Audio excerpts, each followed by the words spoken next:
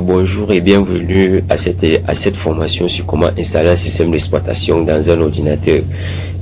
Bienvenue aussi, ça c'est le premier module qui est la partie théorie. C'est la partie théorie que nous allons donc voir là maintenant. On a dit en petit 1, c'était définition. Qu'est-ce que c'est qu'un système d'exploitation? Un système d'exploitation est un programme de base qui gère le contact entre la partie matériel et tous les autres logiciels. Exemple de système d'exploitation, on a Windows, on a Linux, on a Mac. C'est aussi l'interface entre la partie matérielle et l'homme. Voici donc le schéma qui explique cela. Donc on a l'utilisateur, on a les applications, on a système d'exploitation, on a matériel informatique. Donc voici un peu le schéma qui résume ces définitions là. En petit 2 maintenant, on voit les causes des différentes pannes. Ici, les causes des différentes pannes, petit 2. Les virus cause principale des différents dysfonctionnements qu'un ordinateur, qu'un système d'exploitation peut avoir. Vous voyez par exemple cette image, ça c'est qu'un virus peut faire et le message qui peut donc s'afficher. Ici là, les mauvaises manipulations comme suite, les mauvaises manipulations, lorsque vous ne connaissez pas comment encore bien utiliser un ordinateur, par mégarde, vous pouvez supprimer les éléments système et cela peut entraîner les différents dysfonctionnements sur le système d'exploitation qui pourra donc vous entraîner à réinstaller les SE. Bon, ici la SE c'est le système d'exploitation si vous ne parvenez pas à le restaurer. Petit 3 maintenant, les outils à utiliser pour pouvoir installer un système d'exploitation. Donc ici là, ça ce sont les différents outils qu'on peut utiliser pour pouvoir installer un système d'exploitation. Comme outil, pour pouvoir installer un système d'exploitation, il faut un système d'exploitation d'abord. Il faut d'abord avoir un système d'exploitation pour pouvoir même l'installer. Et petit 2, ici maintenant, on a une clé USB. Minimum 4 Go pour Windows 7 et 8 Go à partir de Windows 8 à montant. Donc pour Windows 7 suffit dans une clé de 4 Go, mais à partir de Windows 8 en montant, c'est une clé de 8 Go. Les utilitaires pour rendre une clé bootable. Et ces utilitaires là, on va voir ça de façon pratique. Les utilitaires qu'on peut utiliser pour rendre une clé bootable, bon, comme Rufus par exemple, c'est ça qu'on va utiliser dans le cadre de cette formation. Petit 4 maintenant, les différents problèmes et solutions que vous pouvez faire face lors de l'installation d'un système. Parce qu'il arrive souvent lorsque vous installez un système d'exploitation, c'est un message d'erreur comme celui que vous voyez ici peut apparaître et si vous ne connaissez quoi faire, vous pouvez vous perdre. Donc c'est pour ça aussi dans cette formation, j'ai pris le temps de pouvoir lister tous ces problèmes qui surgissent souvent lorsqu'on installe les systèmes d'exploitation, parce que moi-même j'ai déjà eu à faire face à ça et je vais aussi vous donner les solutions à ces différents problèmes. Donc le support d'installation pas bon, clé USB ou DVD d'installation. Solution maintenant, qu'est-ce qu'il faut faire pour pouvoir résoudre ce problème? Se rassurer de l'état du support que nous allons utiliser pour l'installation du système d'exploitation. 2. Disque dur déjà défectueux, parce que parfois ça peut être que c'est dû au disque dur qui est là défectueux, ça envoie ce message que vous voyez. Ok, problème 2. Comme problème 2 maintenant, on peut avoir un disque dur défectueux. Si on a un disque dur défectueux, solution, lorsque vous constatez que votre disque dur est déjà défectueux, remplacez-le simplement avec un nouveau qui est en bon état. Et le logiciel qui va nous permettre donc maintenant de vérifier si un disque dur est en bon état, c'est Crystal Disk. Il est un utilitaire qui nous permet de tester l'état d'un disque dur. Donc c'est à travers Crystal Disk qu'on va vérifier si notre disque dur est en bon état à travers cet utilitaire là.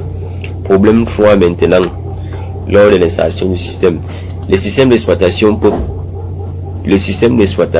pas compatible avec les caractéristiques matérielles.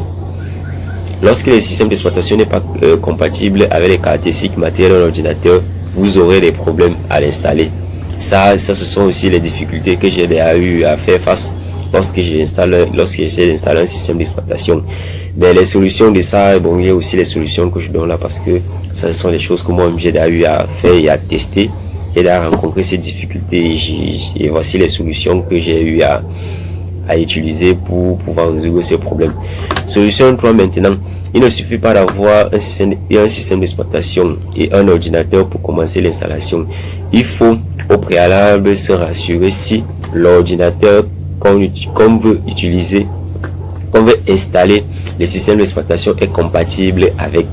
Les causes du fait de ne pas vérifier cette compatibilité va entraîner un certain nombre de dysfonctionnements comme l'absence des pilotes.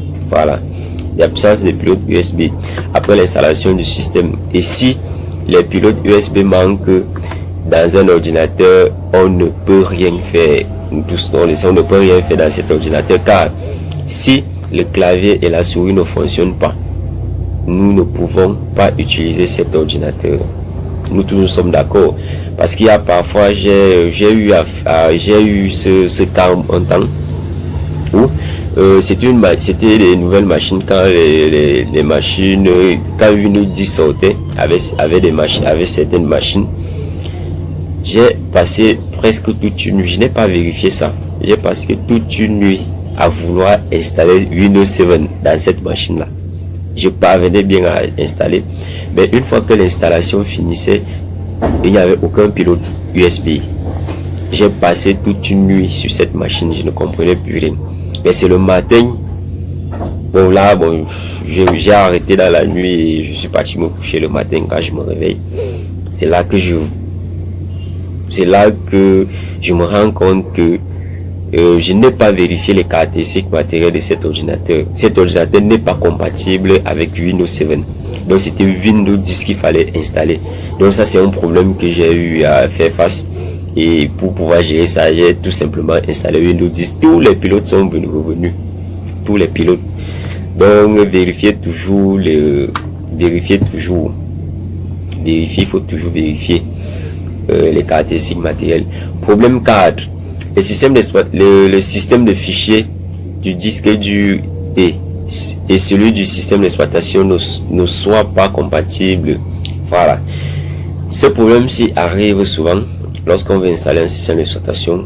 Vous arrivez bien, vous lancez, quand vous voyez dans le disque, quand vous voulez installer le système d'exploitation, on vous fait comprendre que non, le système de fichiers de votre disque dur est différent du système de fichiers du système d'exploitation. Qu'est-ce qu'il faut faire? La solution maintenant à ce problème, pour résoudre ce problème, il vous faut formater le disque dur, parce qu'il n'y a rien d'autre à faire. Mais s'il y a déjà des données, faites déjà une sauvegarde avant faites une sauvegarde avant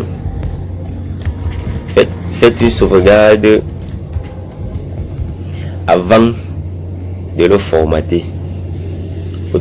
Il faut toujours faire la sauvegarde des données, parce que ça ne sert à rien de formater après vous commencez à avoir des problèmes. Pour ce problème, si vraiment il n'y a rien à faire, il faut enlever les données et formater. Vous allez voir que ça va résoudre le problème, car vous allez perdre des données qui sont dans votre disque dur si vous ne les faites pas.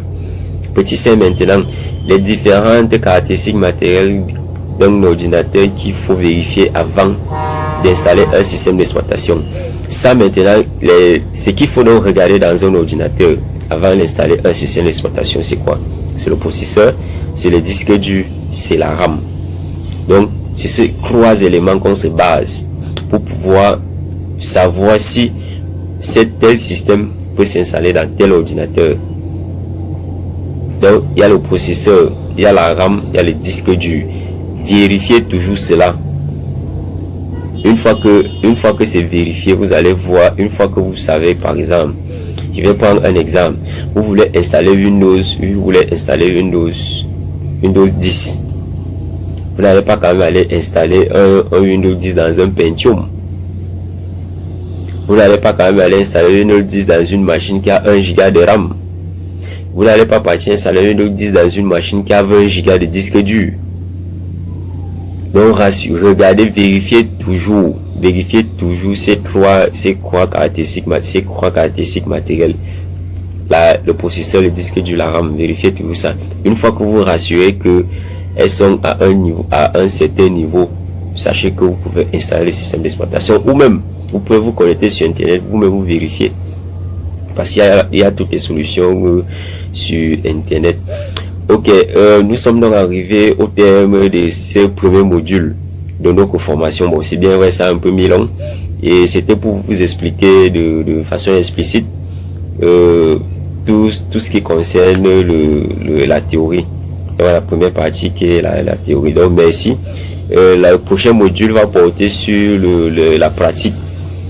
On va pratiquer donc maintenant on va faire ça va avec pratique. Le deuxième module va avec pratique.